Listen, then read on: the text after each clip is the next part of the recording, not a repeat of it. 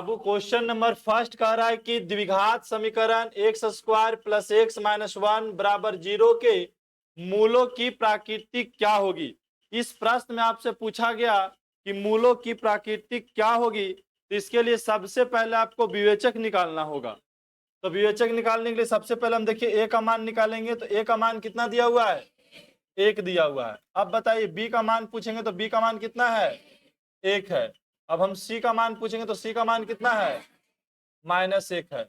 अब हमको निकालना है विवेचक। तो विवेचक को शॉर्ट में डी बोलते हैं। डी का फार्मूला होता है बी स्क्वायर माइनस 4ac। अब बताइए बी का मान कितना है, हाँ तो 1 का स्क्वायर कर देंगे -4 गुने ए का मान 1 और फिर गुने सी का मान, जब माइनस है तो ब्रैकेट लगा करके उतार देना है। अब आपको करना है गुना भाग। गुना भाग में सबसे पहले ब्रैकेट के काम, 1 का स्क्वायर 1। अब देखिए यहाँ गुना करेंगे -1 में और +1 में तो हो जाएगा -1 और -1 से -4 में गुना करेंगे तो +4, 4 1 जोड़ देंगे तो 5। तो आ गया विवेचक 5। लेकिन आपसे विवेचक का मान नहीं पूछा, आपसे पूछा मूलों की प्राकृतिक क्या होगी। तो ध्यान रखना है बाबू, अगर विवेचक का जो मान होता है, विवेचक का मान यदि 0 से बड़ा हो जाए, 0 से, हाँ 0 से बड़ा हो जाए तो वास्तविक और असमान, वास्तविक और असमान, तो ऑप्शन कौन सही हो जाएगा।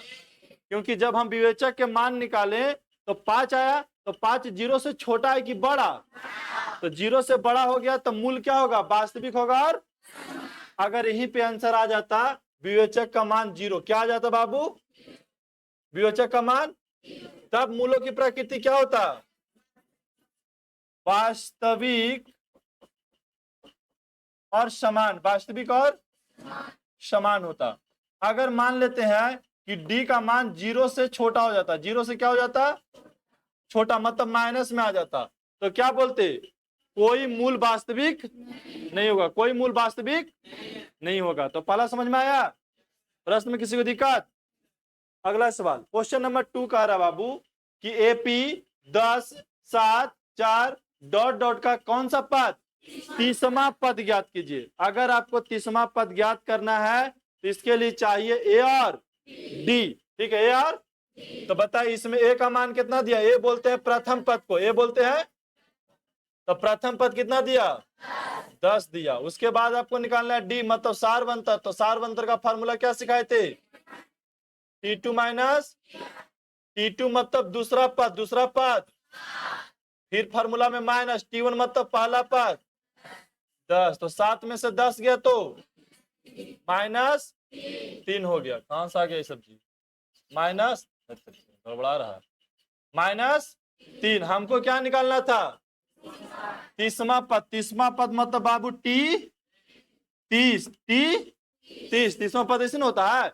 और 30वां पद का व्यापक रूप आपको सिखाए थे ए प्लस, हाँ 29D। अगर देखो एक घट के लिखना है, साधारण समझ लेना है, एक घट के लिखना है।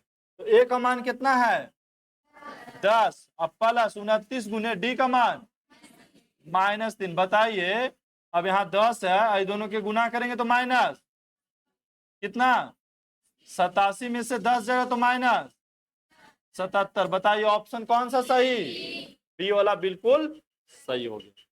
ये प्रश्न एवरेज 2-3 बार रिवीजन में आ चुका है, ठीक है।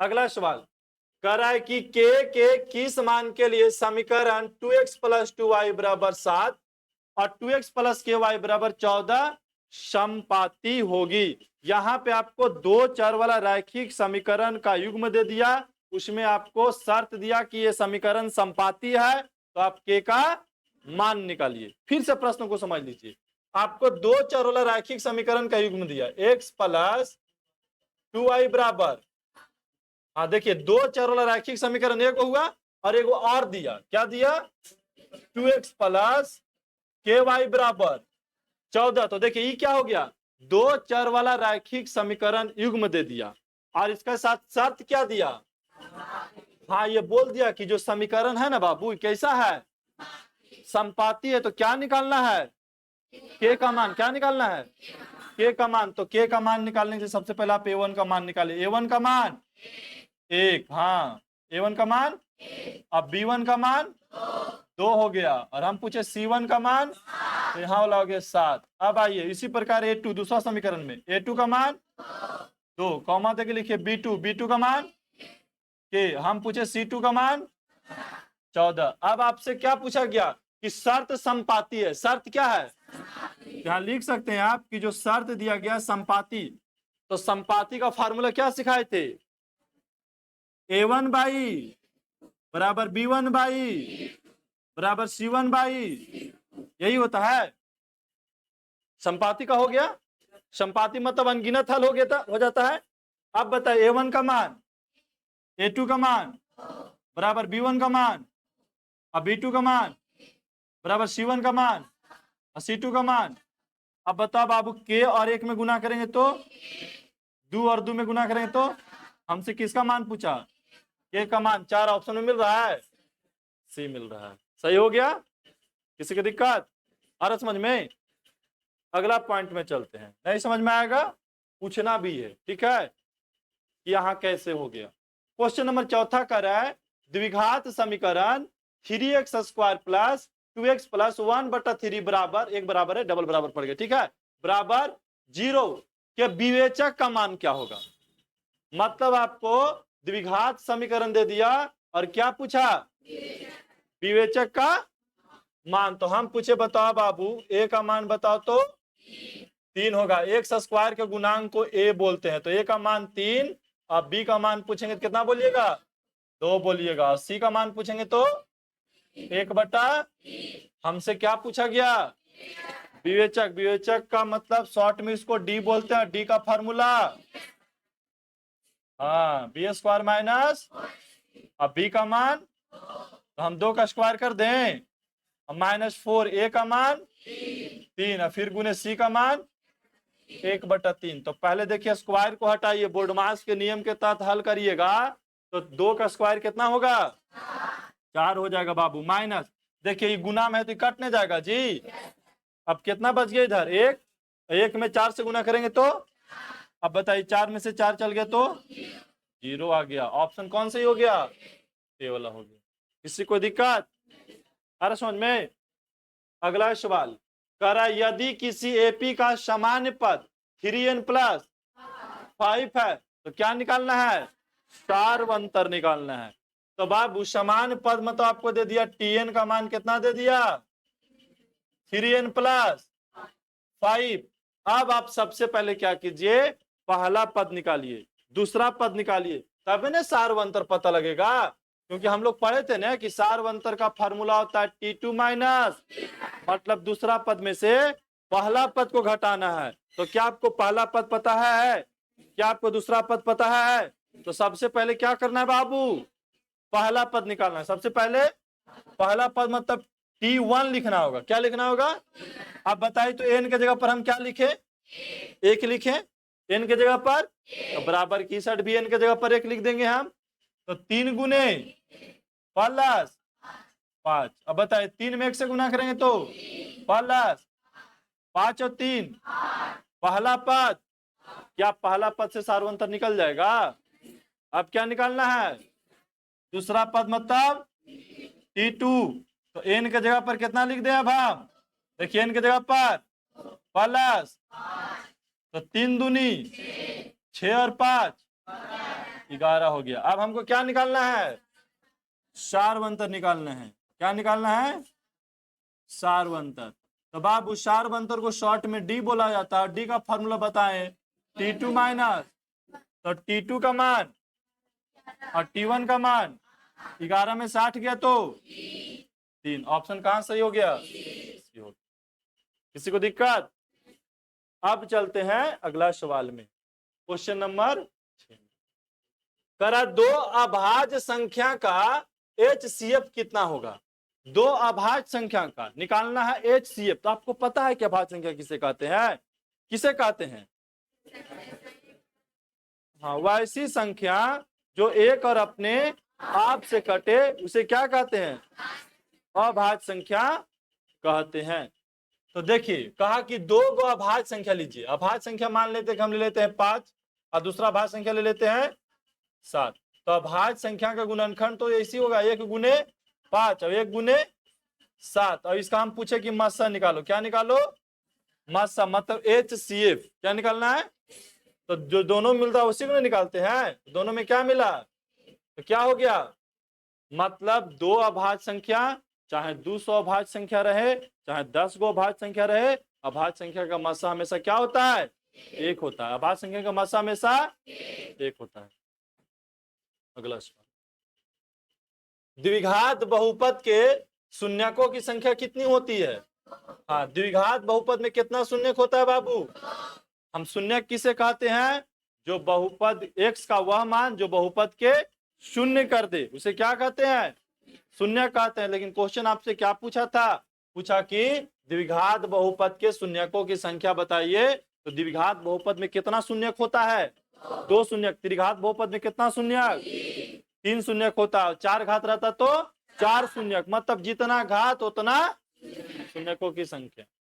अगला सवाल, कहता यदि द्विघात समीकरण x² माइनस px प्लस 4 बराबर 0 के मूल बराबर है, मूल बराबर मतलब d का मान 0 है, तो क्या निकालना है? p का मान निकालना है। तो सबसे पहले आप निकालिए a का मान कितना दिया? 1। हम पूछे b का मान बताओ, माइनस p दे दिया है। a का मान, b का मान और ये c का मान। c का मान कितना दिया? 4। अब बोला कि मूल क्या है? शर्त दे देता है आगे। शर्त दिया कि मूल बराबर है। मूल बराबर मतलब इसका मतलब कि d का मान 0 भी हो सकता है, 0 से बड़ा भी हो सकता है। ध्यान रखना, ऐसा नहीं कि 0 ही हो सकता है बाबू। मूल बराबर मतलब नहीं, मूल बराबर है ना जी, तो 0 ही होगा। ठीक है, वास्तविक रहता तब। कहां पहुंच गया तुम? आगे ध्यान दीजिए। तो d का फार्मूला क्या होता है?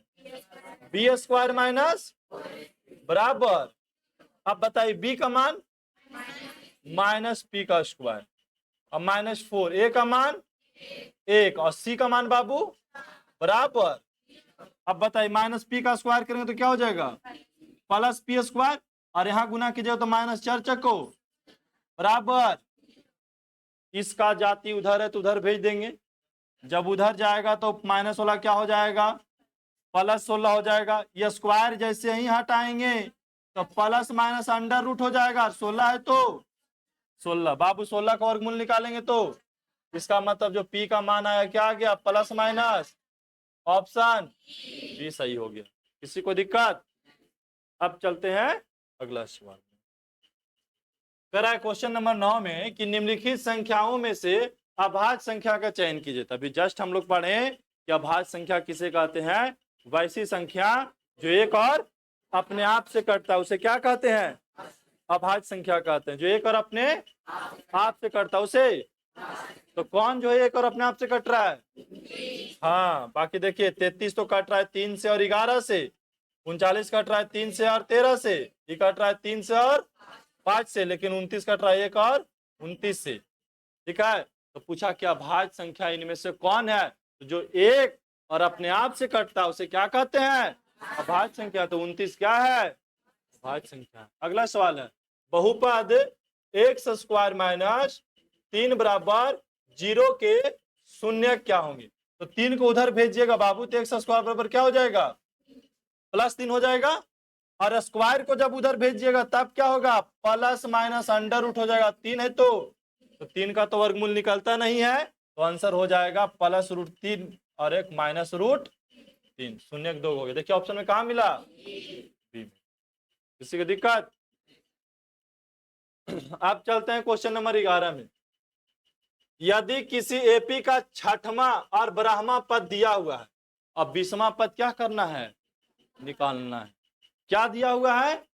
एपी का 6वां पद दिया हुआ है 13 और 12वां पद दिया हुआ है 25 और निकालना है 20वां पद। ये सवाल कभी कभी सब्जेक्टिव में भी दे देता है, इसको सब्जेक्टिव के जैसा हम बना देते हैं। ठीक है, 6वां पद मतलब T6 कितना दिया है? 13। और आपको पता है कि 6 का व्यापक रूप क्या होता है? A+ बराबर 13। समीकरण फर्स्ट। अब आइए, बारहवां पद कितना दिया 25, तो बारहवां पद मतलब टी 12 बराबर। अब बारहवां पद का व्यापक रूप ए प्लस 13D बराबर, हाँ 11D बराबर 25। ये समीकरण सेकंड। अब आपको क्या करना है बाबू, समीकरण फर्स्ट और सेकंड को हल करिएगा तो ए और डी का मान पता लग जाएगा, और बिना ए डी के हम विषमा पद नहीं निकाल सकते हैं। ठीक है, तो चलिए हम समीकरण फर्स्ट और सेकंड को हल करते हैं। लिखेंगे समीकरण फर्स्ट एवं सेकंड को हल करने पर, तो समीकरण फर्स्ट कितना है ए प्लस 5D बराबर 13। समीकरण सेकंड कितना है ए प्लस 11D बराबर 25। अब देखिए इसमें से एक चर बराबर हो गया, चिन्ह बदलने पर ही कट गया। 5 में से 11 गया तो माइनस 6D, यहाँ 13 में से 25 गया तो माइनस 12। डी का मान निकालेंगे तो -12 बट्टा में माइनस, माइनस से माइनस कट गया 6 दूनी। इसका मतलब हो गया कि डी का मान कितना आ गया 2 आ गया। अब डी का मान पता लग गया तो समीकरण फर्स्ट में जब डी का मान रखिएगा तो ए का मान पता लग जाएगा। ठीक है, यहां लिखेंगे समीकरण फर्स्ट में डी बराबर 2 रखने पर, तो समीकरण फर्स्ट कितना है ए प्लस 5D बराबर 13। तो ए के जगह पर ए रहने देना है, डी के जगह पर कितना तो बराबर 13। तो ए प्लस 5 दूनी बराबर 13, ए बराबर 13 उधर चल गया तो ये -10। तो ए का मान कितना आ गया 3। जब ए का मान पता लग गया, डी का मान पता लगे तो आपसे क्या पूछा विषमा पद मतलब टी, इसका व्यापक रूप ए प्लस 19D होता है। तो ए का मान कितना लाए 3 लाए, प्लस 19 गुने डी का मान 2। अब गुना कीजिए, ठीक है, इन्हें के पहले जोड़ देना 19 और 3, 21 और 2 से गुना कर देना, गलती आ जाएगा। बोर्डमास कहता है कि सबसे पहले गुना करिए। ठीक है, तो 19 दूनी 38 और 3 कितना, ऑप्शन में कहा मिला ए में मिला।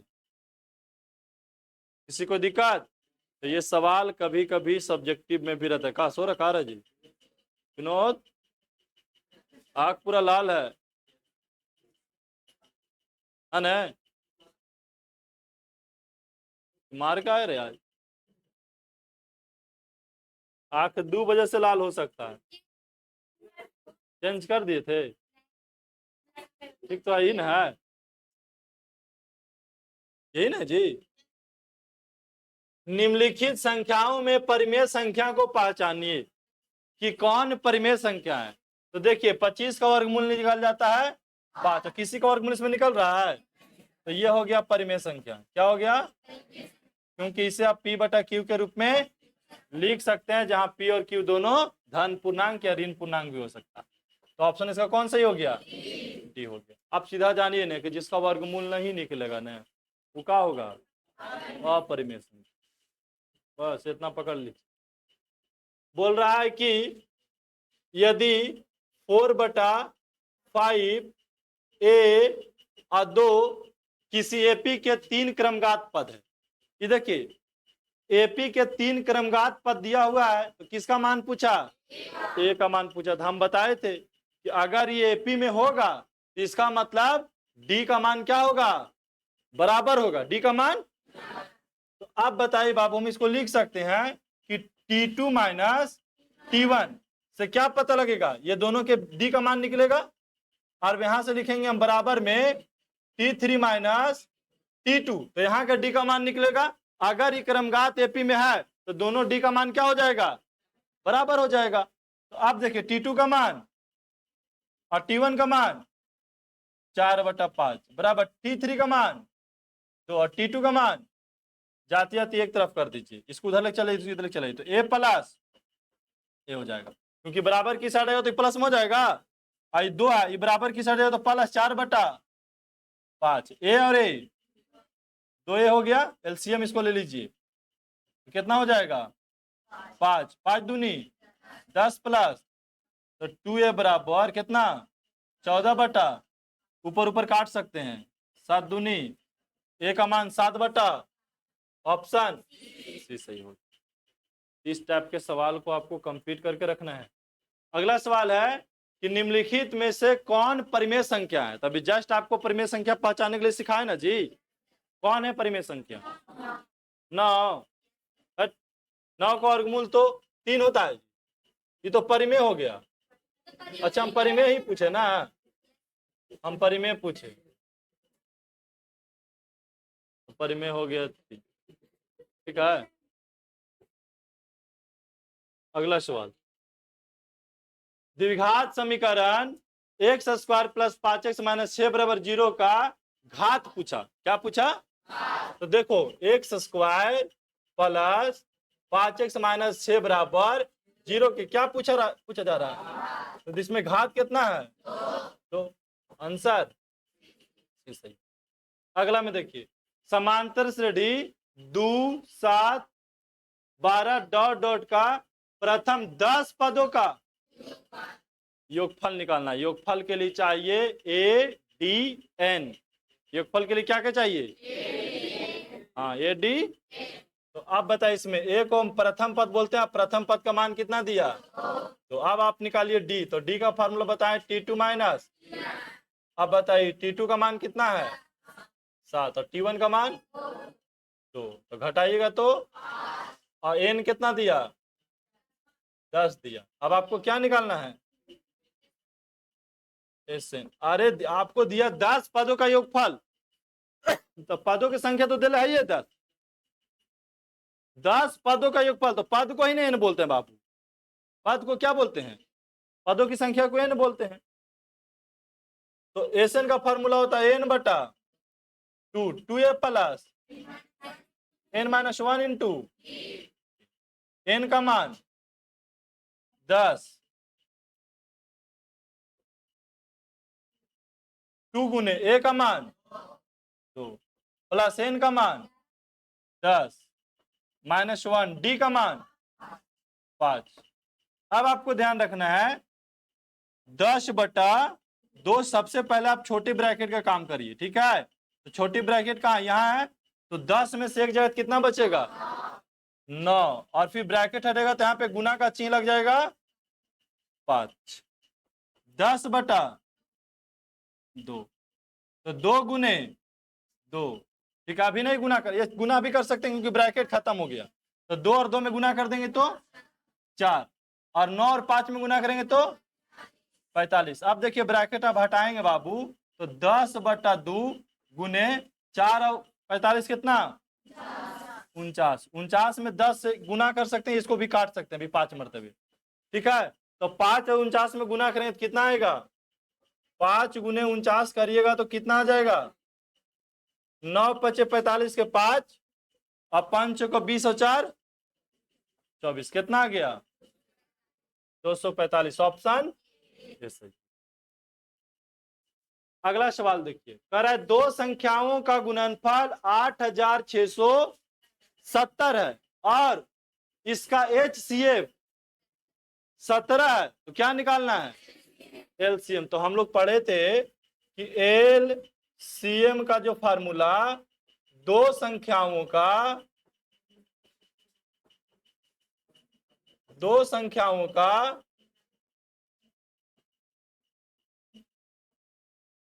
गुणनफल बटा में मस्सा मतलब HCF। अब बताइए दो संख्याओं के गुणनफल कितना दिया? 8670। HCF कितना दिया? 17। तो 17 से भागा दीजिए, कितना मरतबे कटेगा? कितना मरतबे? 510 मरतबे। यहाँ लिख दीजिए 510। ऑप्शन कहाँ मिला? ए में मिला। किसी को दिक्कत आ रहा समझ में? अब चलते हैं अगला सवाल में। अगला सवाल क्या है बाबू?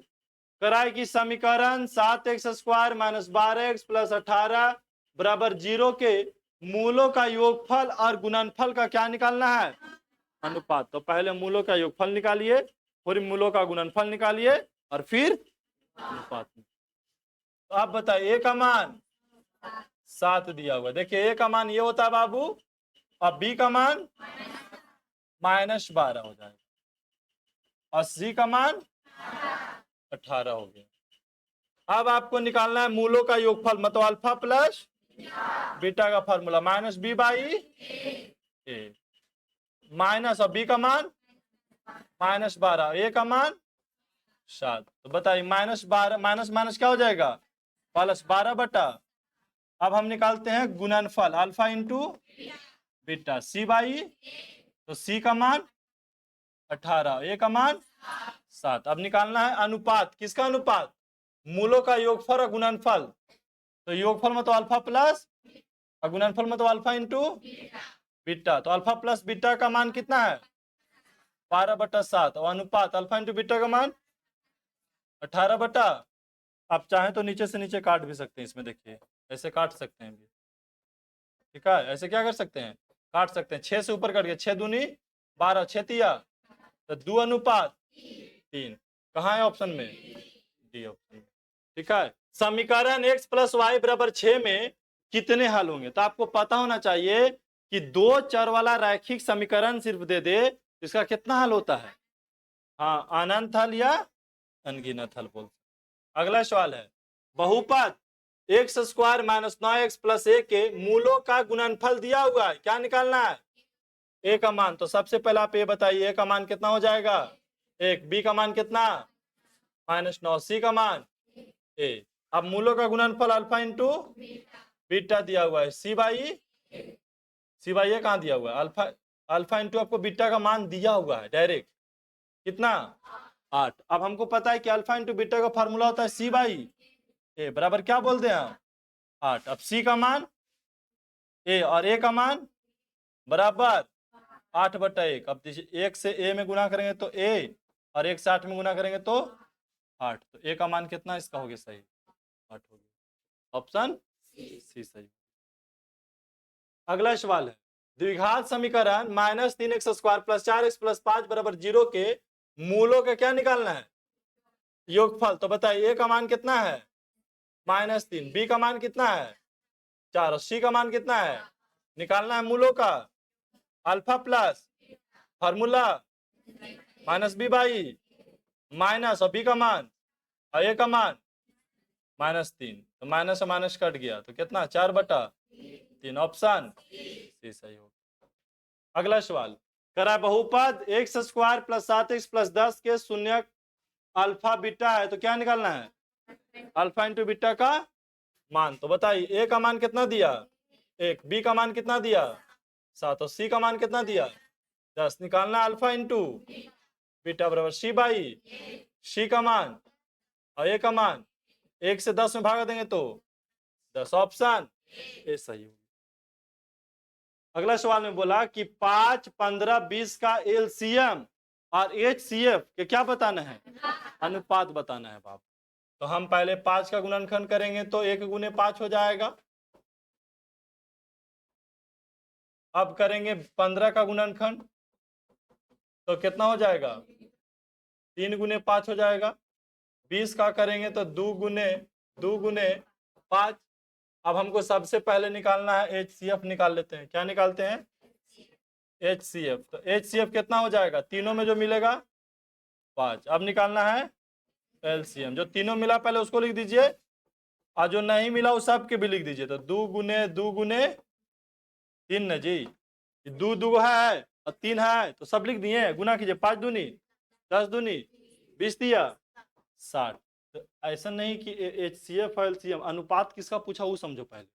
एलसीएम पहले, एलसीएम पहले, अनुपात देखिए ऐसे एलसीएम अनुपात एचसीएफ। तो एलसीएम का मान यहां रखो, एलसीएम का मान कितना 60 और एचसीएफ का मान 5। 5 से 60 कटता है 12 मरतबे, कितना मरतबे तो 12 अनुपात, ऑप्शन ए सही। और बात समझ में। अगला सवाल, प्रथम 200 प्राकृतिक संख्याओं का क्या निकालना है, योगफल निकालना है। तो अब देखिए हम लोग सीखे थे कि प्राकृतिक संख्याओं के योगफल का फार्मूला क्या होता है, ठीक है। क्या होता है n इंटू n प्लस 1/2 होता है, यही फॉर्मूला होता है। प्रथम चाहे 2000 बोल दे चाहे 200 बोल दे, n का मान कितना मान लीजिए 200, फिर 200 प्लस 1 बटा में, तो ये कट गया कितना मरतबे 100 मरतबे, यहाँ पे 100 हो गया और गुने ब्रैकेट के अंदर जोड़ेंगे तो 200। अब बैठा दीजिए, गुना करेंगे तो कितना हो जाएगा, डबल जीरो बैठ जाएगा। कहाँ पे ऑप्शन मिला, बी में मिला। है बात समझ में? ये शॉर्ट है, लॉन्ग में बनाना हो तो लॉन्ग भी बना सकते हैं एपी मान करके।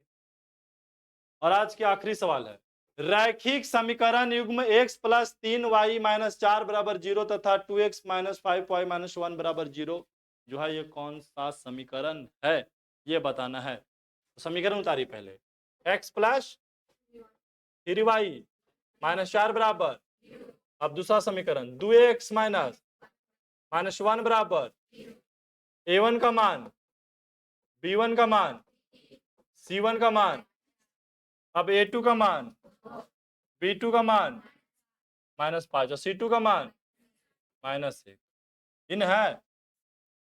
अब निकालिए आप a1 बाई a1 का मान, a2 का मान, अब निकालिए b1 बाई b1 का मान और b2 का मान, क्या ये दोनों बराबर है? तो पहले स्टेप हो गया a1 by does not equal to b1 by b2, और द्वितीय हल होता है उसको कौन सा समीकरण बोलते हैं, कौन सा समीकरण, अविरोधी समीकरण। तो हो गया क्लियर। इस प्रकार से अभी हम लोग 25 मैथ को पूरा कंप्लीट किए हैं। ठीक है, सभी प्रश्न आपको कई दिन रिवीजन में होता है और उसके बावजूद भी टेस्ट लेंगे तो आधा नहीं ये बनेगा। समझा? विनोद कहाँ है? इन टूटा नहीं टूटा, क्या आवे अब लेके?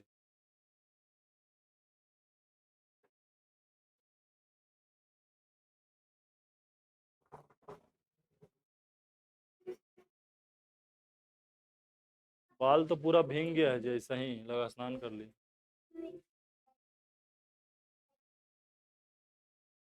करा दी तो उनके बैगन टमाटर हमरे